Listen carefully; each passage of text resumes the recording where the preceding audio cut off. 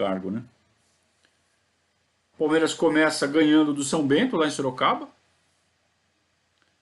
Depois empata em casa com o 15 de Jaú, aí já começa as cornetas. E aí o Palmeiras vai para Ribeirão Preto, no Santa Cruz, jogar contra o Botinha. E toma de 3-0 do Botinha, 3 gols de um cara chamado Didi. 3 de Didi. Então, a piada na época, né? Você tinha os Trapalhões, que rolava antes do Fantástico. E aí vinha o Fantástico, e nos gols do Fantástico, 3 de Didi em cima do Palmeiras. Então imagina as piadinhas no dia seguinte. E aí o Dudu não aguentou o Didi.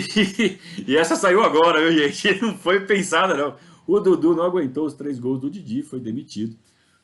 E assume no lugar o auxiliar, né? Vem o tampão. Quem? Fedato. Sai o Dudu, entra o Fedato. E efetivado. Não como... Dessa vez não foi como interino, não. Ah, assume aí. Vambora. E estamos jogando então o Campeonato Paulista já na quarta, quinta rodada. Como que é o Campeonato Paulista? Nós estamos no meio de abril, começo de maio, vai, começo de maio. Como que é o Campeonato Paulista? É o mais complicado possível, tá? Eu vou explicar de trás para frente, que acho que fica um pouco mais fácil de entender. Quem joga nas finais? Campeão do primeiro turno contra o campeão do segundo turno. Até aí tá fácil, né? Você tem então um primeiro turno, você joga o primeiro turno, zera tudo, começa o segundo turno, campeão do primeiro turno contra o campeão do segundo turno, certo? Beleza. Como funciona cada turno? 19 rodadas, Conrado. Não. Não, é uma puta de uma zona. Vai, senta. Cada turno. Cada turno tem 4 fases. Seletiva, fase regular, octogonal e finais. Cada turno tem 4 fases. Tá bom? Vamos de trás para frente, de cada fase. Então você tem as finais. As finais são disputadas pelos campeões do octogonal. O octogonal é a terceira fase. Só que na verdade não é um octogonal, são 2 quadrangulares. Você tem 8 times, grupos de 4, eles jogam entre si, o campeão de cada um joga a final do turno. Tá? Então a quarta fase são as finais, a terceira fase é o octogonal, com 2 quadrangulares. A segunda fase é a fase regular, onde todo mundo joga contra todo mundo. 19 jogos. Para que joga isso daí? Para classificar para o octogonal. Quem classifica para o octogonal? Os 6 primeiros da fase regular. Porra, mas é um octogonal. E os outros 2? Os outros 2 vêm da primeira fase, que chama seletiva. Então a seletiva é um atalho para a terceira fase. Então se você ficar entre os 2 melhores da seletiva, você já está na terceira fase. Mas você joga a segunda fase porque você tem que jogar, para cumprir a tabela. Deu para entender?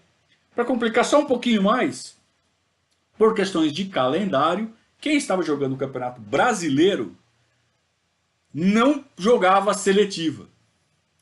Então a seletiva foi jogada só pelos times menores do interior. Então automaticamente você tinha no octogonal 2 times bem fracos, que tinham vindo da seletiva. Os times que não jogavam o Campeonato Brasileiro. Não importa quem fosse, quem eram, mas o Palmeiras está jogando a fase regular do primeiro turno e precisa ficar entre os 6. O Palmeiras fica em 11º.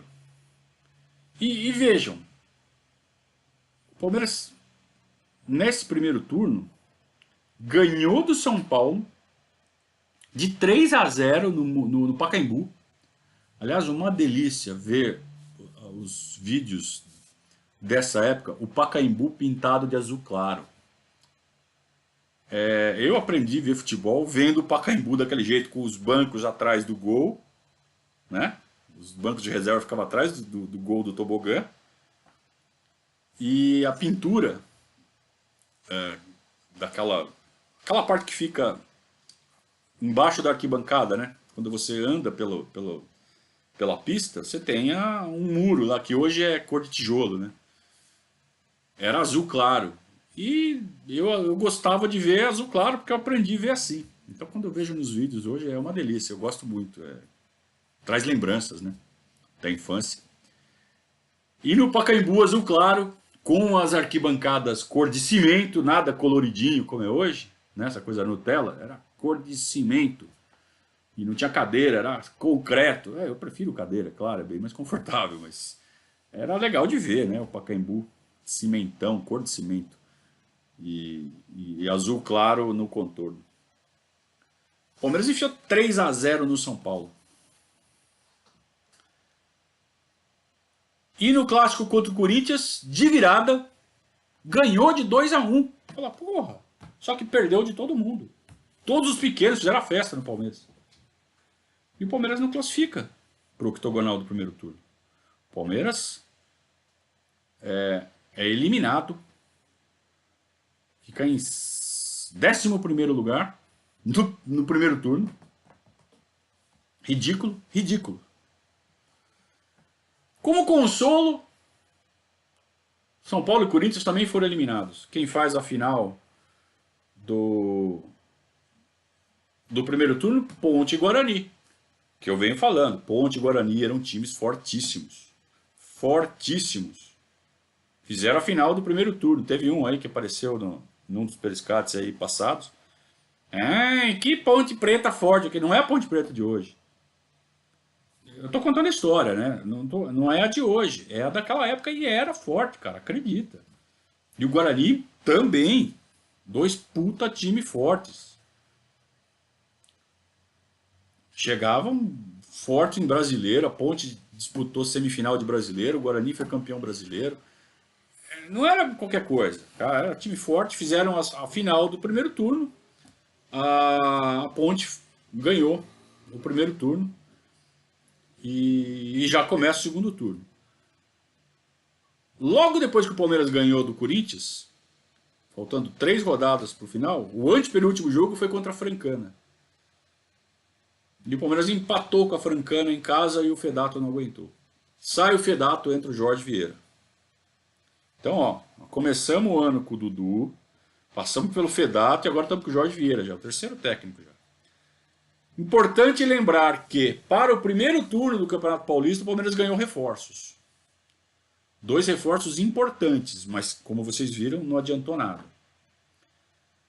Da Bolívia, veio um dos destaques. Lembra que eu falei que o Pedrinho estava jogando na seleção? Estava tendo competição sul-americana. Eu não lembro se era eliminatória ou se era Copa América.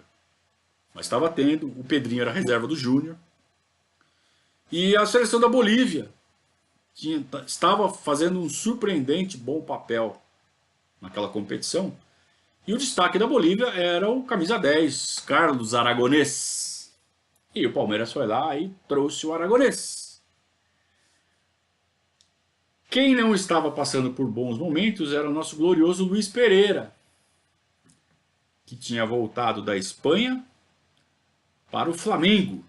O Flamengo repatriou o Luiz Pereira, eu lembro que foi uma facada no meu coração.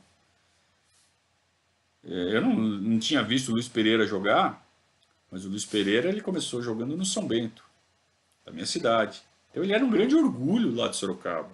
Aliás, muita gente em Sorocaba era palmeirense por causa do Luiz Pereira. E naquela época ainda você tinha o Pires, que era sorocabano, e até 2 anos antes também tinha o Marinho Pérez, que era sorocabano também. Então o Sorocaba era Palmeiras. Era fácil ser palmeirense em Sorocaba. E o Luiz Pereira foi pro Flamengo, meu Deus. Só que o Flamengo não... O Luiz Pereira não se adapta ao Flamengo. Um dos grandes problemas do Luiz Pereira se chama Rondinelli, que era um cara que tinha feito um gol muito importante pro Flamengo. Numa decisão de campeonato carioca, 1 ou 2 anos antes.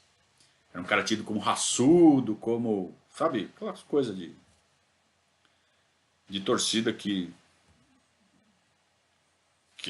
aplaude carrinho, sabe? Então ele era desse tipo de jogador, zagueiro central, dava porrada pra cacete, era zagueirão. E ele era ídolo, cara, ele era ídolo do Flamengo. Chega o Luiz Pereira, ele não se adapta, ele não consegue, ele fica na reserva do Rondinelli. Imagina, o Luiz Pereira reserva. O maior zagueiro da história do futebol mundial na reserva do Rondinelli. O cara era ídolo. Não dava pra tirar o Rondinelli pra colocar o Luiz Pereira. E aí o Luiz Pereira fica 4, 5 meses no Flamengo e o Palmeiras traz ele de volta. Vem cá, Luizão. Ah. Mas, como vimos, o time do Palmeiras ainda era muito fraco. Então, mesmo com os reforços de Luiz Pereira e Aragonês, o Palmeiras fracassa no primeiro turno. E aí tem que jogar o segundo turno. Jogar tudo no segundo turno.